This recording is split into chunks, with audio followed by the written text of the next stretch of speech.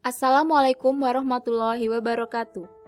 Perkenalkan, nama saya Nadia Krisnawuri dengan NPM 1775429, Program Studi Agribisnis Pangan Semester 6 Politeknik Negeri Lampung. Pada kesempatan kali ini, saya akan menganalisis ulang, yaitu tentang analisis faktor-faktor yang mempengaruhi pendapatan usaha tani padi di Gampong Pante, Gelumpang, Kecamatan Tangan-Tangan, Kabupaten Aceh Barat Daya.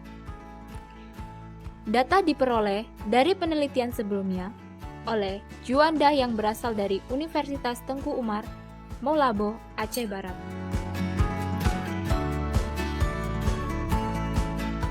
Nah, di sini saya akan menjelaskan tentang latar belakangnya. Pertanian adalah sektor yang dapat memulihkan dan mengatasi krisis ekonomi di Indonesia. Di era globalisasi ini, sektor pertanian memegang peranan penting dalam struktur ekonomi nasional, karena ternyata sektor pertanian lebih tahan menghadapi krisis ekonomi dibandingkan dengan sektor lainnya. Landasan teori, peran terbesar sektor pertanian, yaitu mencukupi kebutuhan pangan nasional dengan meningkatkan kemampuan berproduksi. Hal tersebut tertuang dalam RPJMN atau Rencana Pembangunan Jangka Menengah pada tahun 2010 sampai 2014, yaitu menjamin kelangsungan produksi pangan dalam negeri menuju kemandirian pangan. Selain itu, sektor pertanian berperan dalam mencukupi kebutuhan produk, meningkatkan pendapatan petani, penyediaan bahan baku, memberi peluang usaha, serta kesempatan kerja, dan menunjang ketahanan pangan nasional. Salah satu subsektor pertanian yang berperan penting di Indonesia adalah subsektor tanaman pangan dengan komoditas padi.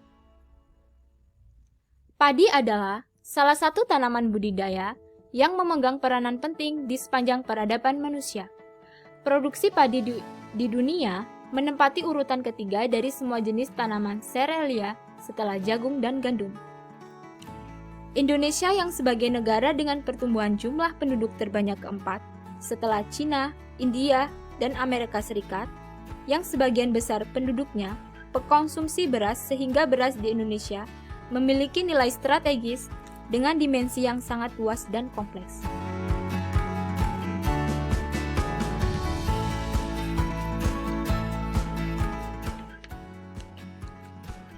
Kemudian, di sini ada landasan teori penelitian terdahulu.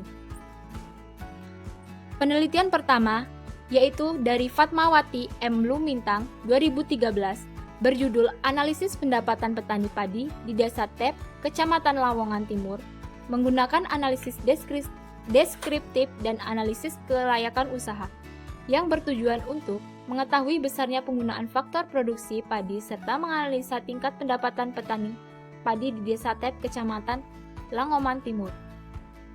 Besar kecilnya pendapatan usaha tani di Desa Tep dipengaruhi oleh penerimaan dan biaya produksi. Selanjutnya yaitu Asniati Nirna 2010 menganalisis pendapatan usaha tani padi sawah dengan penerapan teknologi sistem Legowo 21 di Kabupaten Banteng menggunakan analisis UJT, analisis pendapatan usaha tani, dan analisis keuntungan, yang bertujuan untuk membandingkan faktor-faktor dalam penerapan sistem Legowo dan non-Legowo. Selanjutnya, dalam penelitian ini, penelitian menggunakan analisis korelasi dan regresi linear berganda. Hal yang membedakan penelitian ini dengan penelitian sebelumnya terletak pada jenis komoditas dan teknik pengumpulan datanya. Analisis korelasi digunakan untuk mengetahui kekuatan hubungan antara korelasi kedua variabel dan ukuran yang dipakai untuk menentukan derajat atau kekuatan hubungan korelasi tersebut. Rumus matematis analisis korelasi yaitu R sama dengan N sigma XY min sigma X dikali sigma Y dikali N sigma X kuadrat dikurang sigma X kuadrat dikali N sigma E sigma Y kuadrat dikurang sigma Y kuadrat. dari Hasan tahun 2019 dengan keterangan R yang berarti koefisien korelasi person, Y yang berarti variabel terikat, dan X yaitu variabel bebas. Kemudian yaitu rumus matematis regresi linear berganda, yaitu Y sama dengan A plus B1X1 plus B2X2 plus B3X3 plus B4X4 plus B5X5 dan plus B6X6 dan plus B7X7 kemudian plus E. Dengan keterangan Y yaitu variabel terikat atau pendapatan, A yaitu konstan, B1 B2 koefisien regresi, X1 yang berarti luas lahan, X2 yaitu total biaya, X3 pengalaman, X4 harga jual, X5 produksi, dan E kesalahan pengganggu atau error term. Selanjutnya yaitu uji F.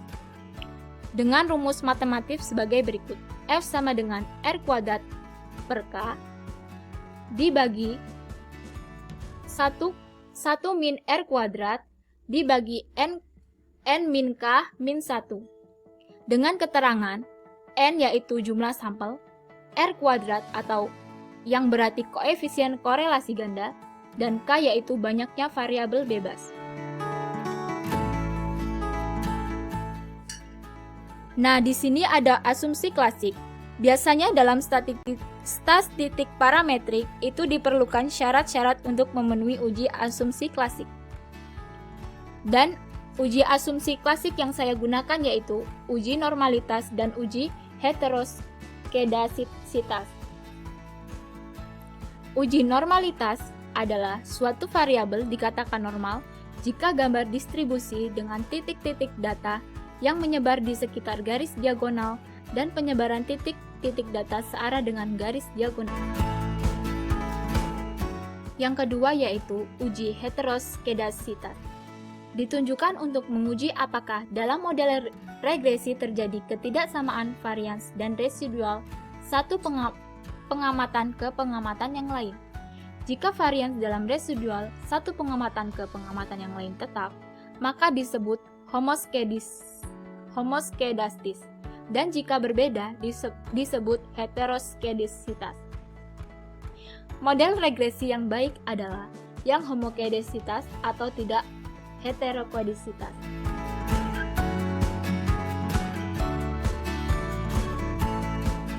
Next, yaitu metode analisis data. Metode analisis yang digunakan yaitu metode analisis dengan software SPSS. Berbeda dengan penelitian sesungguhnya yang menggunakan Minitab. Nah, sekarang kita masuk tahap analisis data. Di sini saya sudah mempunyai data mentah atau data asli dari penelitian yang bersangkutan. Ini dia datanya.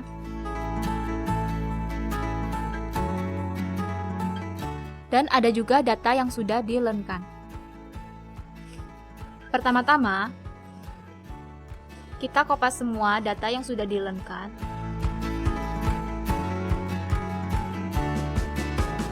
Kemudian, copy dan buka SPSS.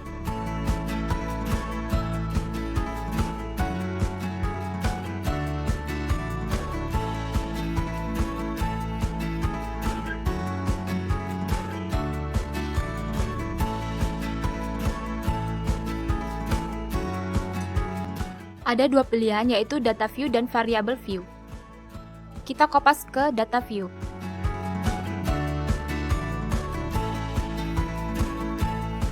Paste.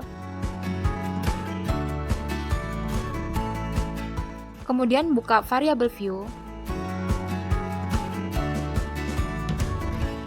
Kita ganti sesuai dengan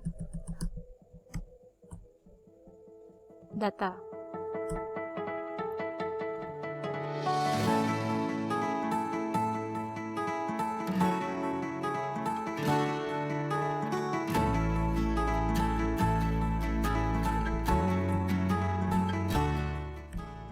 X2,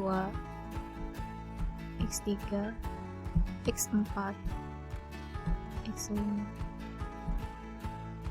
X6, dan yang terakhir X7. Untuk tipe, kita ganti ke numerik.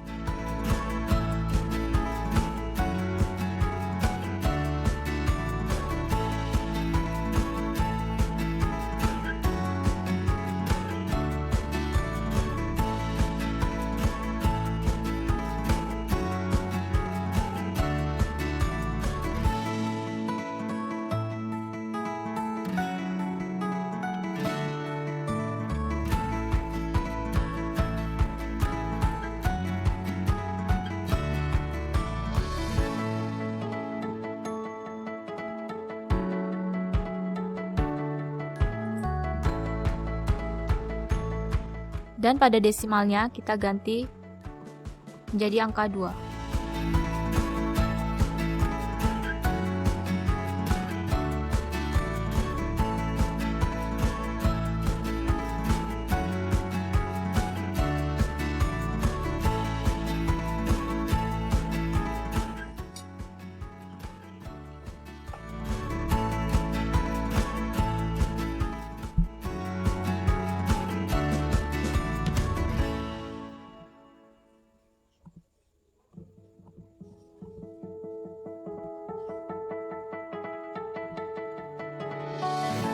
Ini juga kita rubah menjadi scale atau skala.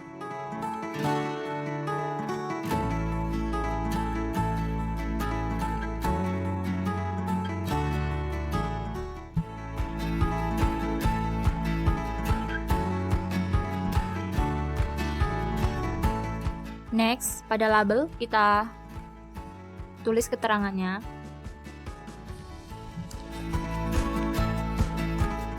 Y yaitu pendapatan,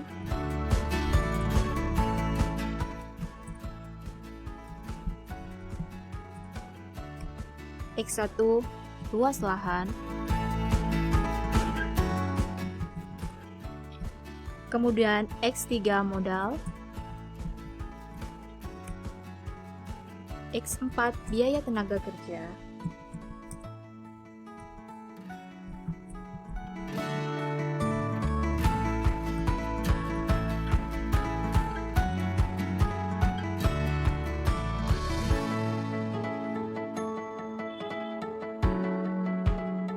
X4 pengalaman, X5 biaya produksi,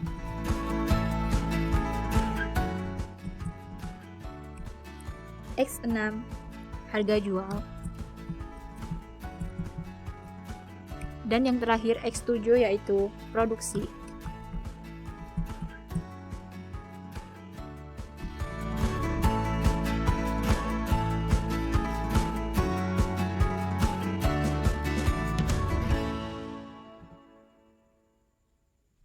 Setelah semua sudah sesuai, kita klik analisis, regression, pilih yang linear, kemudian pendapatan kita masukkan ke dependent, dan yang lainnya kita masukkan ke daftar independen.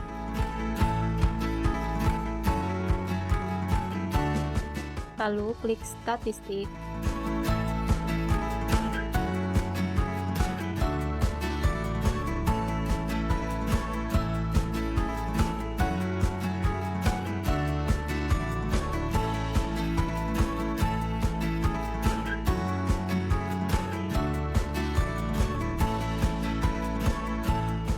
continue,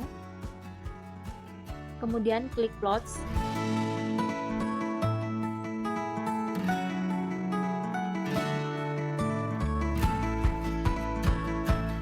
pilih as receipt, dan untuk X kita pilih zip rate.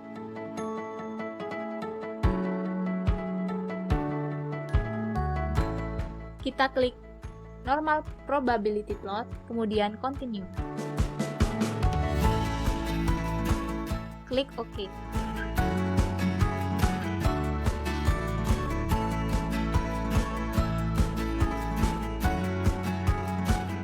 Di sini telah keluar hasil SPSS-nya.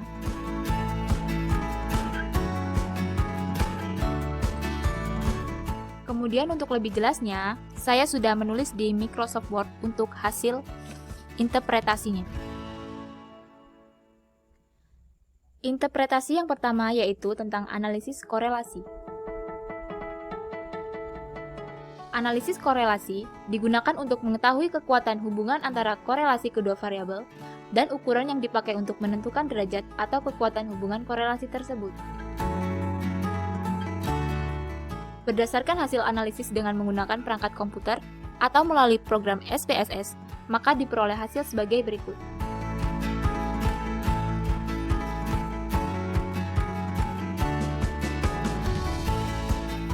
Berdasarkan gambar 1, menunjukkan hasil bahwa koefisien korelasi variabel bebas, luas lahan X1, biaya produksi X2, pengalaman X3, harga jual X4 dan produksi X5 yang diperoleh adalah 0,932. Bisa dilihat hasilnya.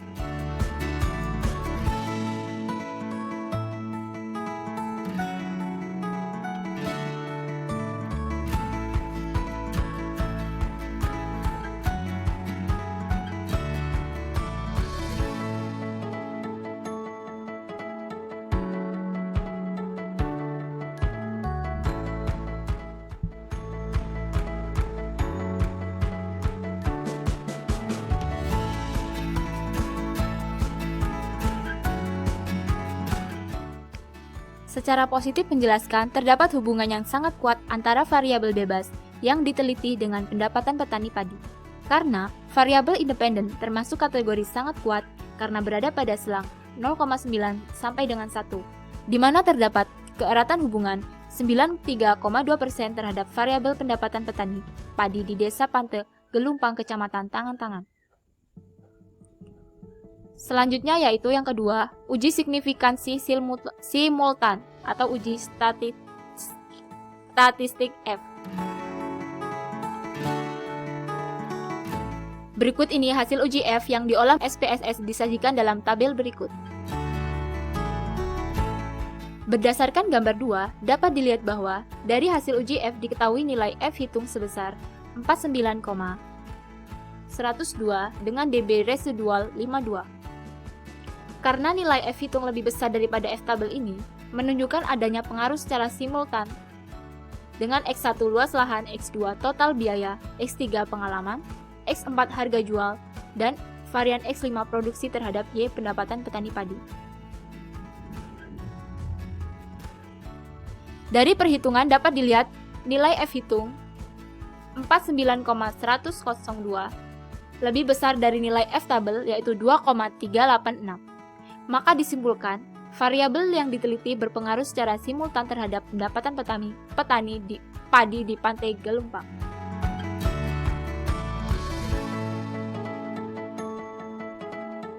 Yang ketiga yaitu regresi linear berganda. Hasil persamaan regresi dapat dilihat pada tabel di bawah ini.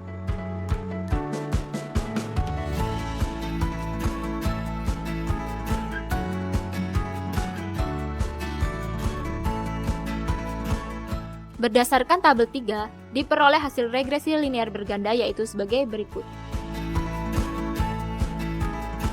Len Y sama dengan 7,582 plus 0,726 X1 min 0,236 X2 plus 2,864 X3 min 0,043 X4 min 2,452 X5 plus 1,494 X6 dan plus 0,015 X7.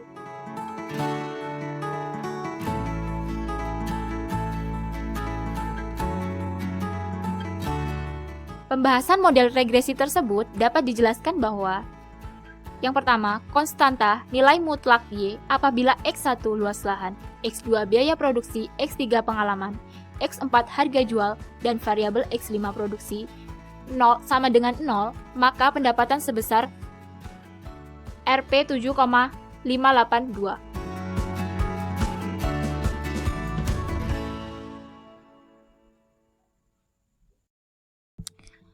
Kemudian yang B, koefisien regresi X1 luas lahan sebesar 0,726, artinya apabila luas lahan naik sebesar 1 satuan, maka akan menyebabkan kenaikan pendapatan sebesar Rp 0,726 bila variabel lain konstan atau tetap. C, koefisien regresi X2 biaya produksi sebesar 0,236, artinya apabila modal naik sebesar Rp1, maka akan menyebabkan pendapatan turun sebesar 0,236 bila variabel lain konstan atau tetap.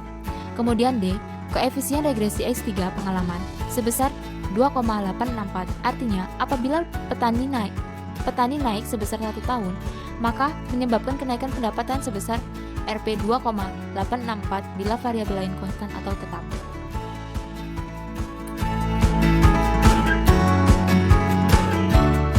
E, koefisien regresi X4 harga jual sebesar 0,043, artinya apabila harga jual petani naik sebesar Rp1, maka akan menyebabkan pendapatan menurun sebesar Rp 0,043 bila variabel lain konstan atau tetap.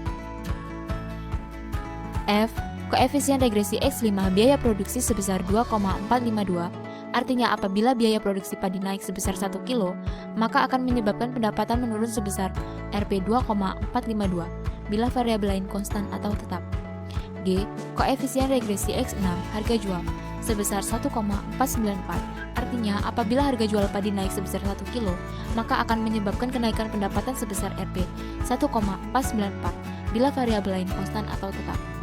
H, koefisien regresi X7 produksi sebesar 0,015, artinya apabila produksi padi naik sebesar 1 kilo, maka akan menyebabkan kenaikan pendapatan sebesar Rp 0,015 bila variabel lain konstan atau tetap. Berdasarkan interpretasi di atas, dapat diketahui bahwa besarnya kontribusi variabel bebas terhadap variabel terikat antara lain X1 luas lahan, X2 biaya produksi, X3 Berdasarkan interpretasi di atas, dapat diketahui bahwa besarnya kontribusi variabel bebas terhadap variabel terikat antara X1 luas lahan, X2 pengalaman, X5 harga jual, dan X6 produksi adalah sebesar nilai konstan, sehingga dapat disimpulkan bahwa variabel tersebut berpengaruh positif terhadap pendapatan petani padi. Sehingga apabila variabel-variabel tersebut naik, maka akan diikuti kenaikan pendapatan.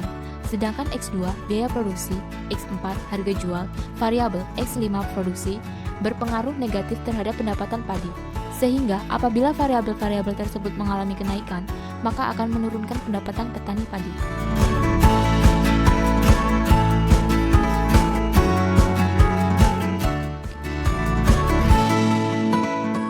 Selanjutnya yaitu yang keempat, uji normalitas. Bertujuan untuk menguji apakah dalam model regresi, variabel terikat dan variabel bebas keduanya memiliki distribusi normal atau tidak. Model regresi yang baik adalah memiliki distribusi data normal atau mendekati normal. Distribusi normal akan membentuk satu garis lurus diagonal dan plotting data akan dibandingkan garis diagonal. Bisa dilihat pada gambar 4, yaitu grafik normal P-plot standardized residual. Seperti ini. Dalam grafik normalitas plot, terlihat data mengumpul di sekitar garis diagonal dan mengikuti arah garis diagonal. Maka, dapat disimpulkan variabel memiliki data yang terdistribusi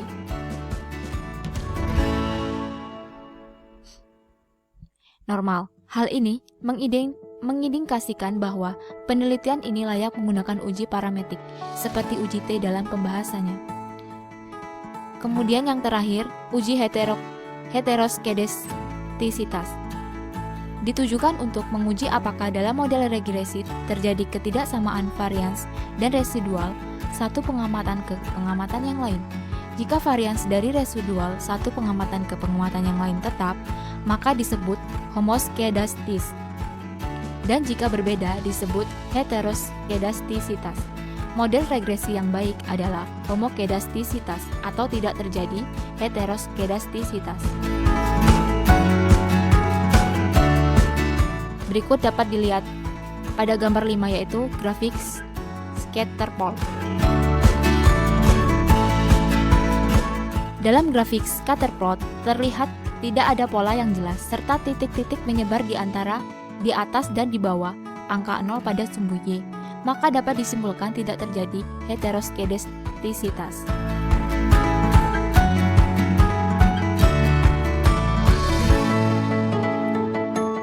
Berdasarkan hasil penelitian yang telah dilakukan, maka ditarik beberapa kesimpulan sebagai berikut.